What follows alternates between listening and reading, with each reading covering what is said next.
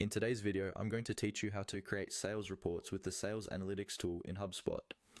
By the end of this walkthrough, you'll know exactly how to get from the main navigation in HubSpot to a usable, customized sales report that you can share with your team. Let's start from your HubSpot dashboard. At the top of the screen, look for the main navigation bar and hover over or click on the Sales option. This is where all of your sales-related tools live. Selecting sales is your first step into the analytics area, so make sure you're in the right HubSpot account and have the proper permissions to view sales data.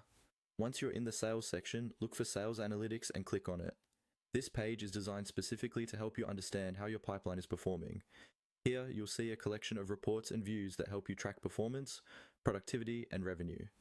Think of this as your hub for analyzing what's working and what's not in your sales process.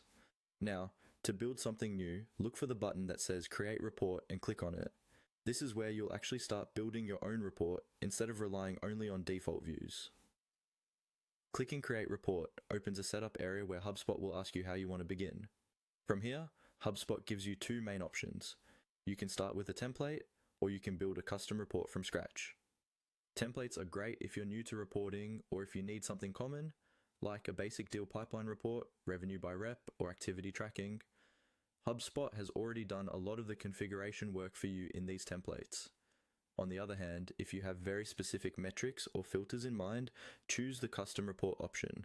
This will give you more control over which data sources you use, which fields you display, and how your charts are structured.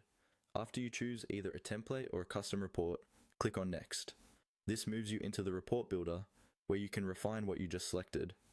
Don't worry, you can still adjust your choices at this stage. Finally, follow the on-screen prompts that HubSpot provides. These prompts will guide you through selecting your data source, such as deals or contacts, choosing filters like date ranges or pipeline stages, and deciding how you want the data visualized, for example, as a bar chart, line graph, or table. Take a moment to preview your report and confirm that it shows the metrics that matter to you.